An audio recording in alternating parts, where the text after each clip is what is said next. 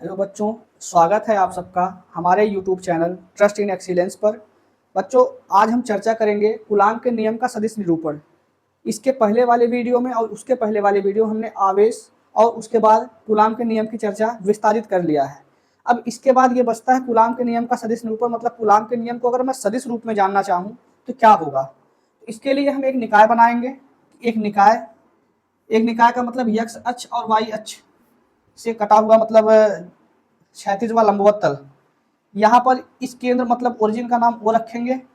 Origin से R1 दूरी पर एक बिंदु ए है। इस बिंदु ए पर Q1 आवेश रखा जाएगा और O से R2 दूरी पर बिंदु B है जिस पर आवेश Q2 रखा गया है। और Q1 से Q2 की दूरी जो है वो मैं कैपिटल R मान लेता हूँ। कितना है? Capital R। इसी का डेरिवेशन इसके अंतर्गत आता है कि इसका अगर मैं सदिश निरूपण करूं तो क्या आएगा। आइए इसका डेरिवेशन स्टार्ट करते हैं। जैसे मैं अगर कहूं सदिश योग का त्रिभुज नियम क्या होता है, तो यही होता है कि अगर किसी सदिश का शीर्ष और अगले सदिश का जो पुच्छ होता है, दोनों आपस में मिले, दोनों सदिश आपस में जुड़ते हैं। लेकिन अगर दोनों के शीर्ष आपस में मिल रहे हैं या दोनों के पुच्छ आपस में मिल रहे हैं तो दोनों आपस में घटेंगे। तो यहाँ पर देखिए, अगर मैं इसमें सदिश योग का त्रिभुज नियम लगाऊं तो क्या होगा। मैं यही इसका डेरिवेशन स्टार्ट करता हूं दो भाग में। सदिश योग के त्रिभुज नियम से, सदिश योग के त्रिभुज नियम से क्या लिखेंगे इसको। देखिए, R1 यहां से गया है वेक्टर R कैपिटल में और ये गया है R2। मैं अगर जोड़ूं इसको तो वेक्टर R1 के शीर्ष से इसका पुच्छ कैपिटल R का जुड़ा हुआ है प्लस कैपिटल R वेक्टर में, और माइनस करेंगे क्योंकि दोनों के शीर्ष आपस में मिले हुए हैं, तो माइनस वेक्टर R2 बराबर कितना? 0। तो वेक्टर R बराबर कितना होगा?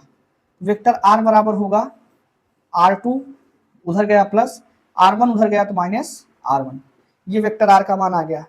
यदि मैं Q2 के कारण Q1 पर बल निकालूं और Q1 के कारण Q2 पर निकालूं, दोनों में अंतर देखिए, उसी से इसका दिशा क्लियर हो जाएगा। मतलब मैं अगर कहूं तो आवेश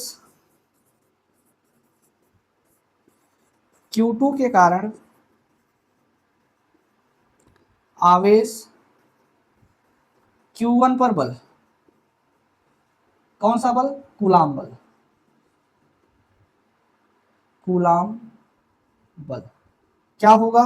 तो 2 के कारण 1 पर तो F12 होगा, 1 के कारण 2 पर होता 21 होता। F12 बराबर 1/4 पाई एप्सिलॉन नॉट। आवेश दोनों का गुणा करते हैं Q1 Q2, बीच की दूरी हमने वेक्टर R रखी है कैपिटल में, वेक्टर R स्क्वायर, और इनटू सदिश रूप में लिखेंगे तो सदिश रूप के लिए कैप का प्रयोग अवश्य करते हैं। कैप का मतलब होता है किसी चीज में अगर कैप लग जाए तो उसका मान 1 होता है। तो 1 का गुणा तो आप चाहे जिसमें कर सकते हैं, इसीलिए मैं इसके साथ क्या लगाऊंगा? Vector r cap. और आर कैप का फार्मूला होता है वेक्टर आर अपान आर, जहां वेक्टर आर इसका सदिश फॉर्म है और आर इसका परिमाण है। तो जस्ट अगली लाइन में मैं अगर लिखना चाहूँ तो F12 बराबर कितना आएगा?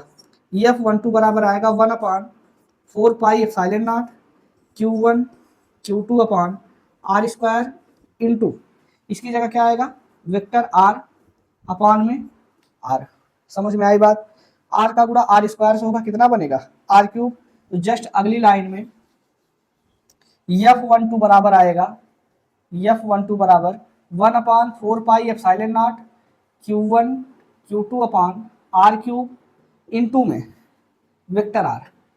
वेक्टर आर का मान अगर हम देखें, यहाँ इसको समीकरण 1 नाम दें, तो समीकरण 1 से वेक्टर आर का मान है R2 माइनस R1। तो या करके लिख सकता हूँ F12 बराबर 1/4 pi epsilon naught Q1 Q2 upon r cube into R2 minus R1। इतनी बात समझ में आई? अगर इतना समझ में आया, अगर मैं इसको पलट दूं, मतलब माइनस को कॉमन कर लूं, तो ये R1 माइनस R2 हो जाएगा, Q2 Q1 हो जाएगा, मतलब कहें ऐसे, या फिर इसको छोड़े, 2 के कारण 1 पर तो इतना था, 1 के कारण 2 पर कितना होगा, इसी प्रकार लिख दें। इसी प्रकार मैं अगर F21 लिखता तो फार्मूला बनता 1/4 pi epsilon naught Q1 Q2 upon R cube, ये इंटू कितना बनता R1 माइनस R2। जब हमने 1 2 किया तो 2 1 हुआ, जब 2 1 किया तो 1 2 हुआ।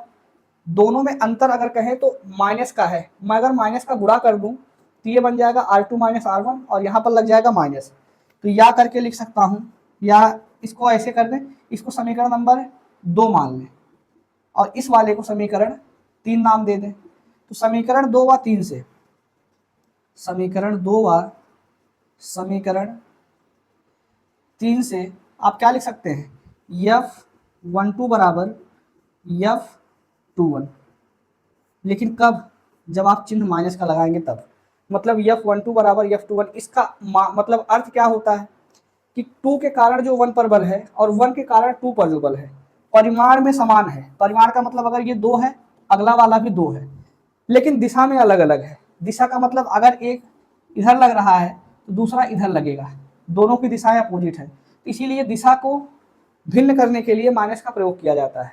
तो F12 बराबर F21, परिमाण तो बराबर है लेकिन माइनस चिन्ह ये इंगित करता है कि दिशाएं अपोजिट लगेंगी, मतलब 2 के कारण 1 पर या 1 के कारण 2 पर बल तो बराबर लग रहा है, लेकिन बराबर के अलावा दिशा विपरीत हो जा रही है। अगर इसकी दिशा पूर्व है, इसकी दिशा अवश्य पश्चिम होगी, उत्तर है तो दक्षिण होगी। तो हमने कहा कि ये परिमाण में समान किंतु दिशाओं में विपरीत होंगे, तो यही इसका अर्थ हुआ कि कूलाम बल जो है वो आता तो है लेकिन दोनों अलग अलग दिशाओं में उत्पन्न होते, मतलब 2 के कारण 1 पर लगाया गया बल या 1 के कारण 2 पर लगाया गया बल हमेशा दिशाओं में भिन्न होता है, परिमाण में समान होता है, परिमाण अलग अलग नहीं होंगे इसके। ये कूलाम के नियम के सदिश निरूपण से ही ये इतना संभव था। इतनी बात समझ में आई। इसको मिटा के अगर मैं इसकी रचना की बात करूं तो लिख सकता हूं, माना एक निकाय जिसके केंद्र O से R1 दूरी पर बिंदु A तथा R2 दूरी पर बिंदु B है, जिसके बीच की दूरी मतलब कैपिटल R है। ठीक, अब उसके बाद यही डेरिवेशन शुरू हो जाता है कि सदिश योग के त्रिभुज नियम से हमने R का मान ज्ञात किया, आवेश Q2 के कारण Q1 पर बल और Q1 के कारण Q2 पर बल, दोनों को हमने तुलना किया तो दोनों की तुलना करने के बाद ये रिजल्ट प्राप्त हुआ। यही है कूलाम के नियम का सदिश निरूपण। धन्यवाद।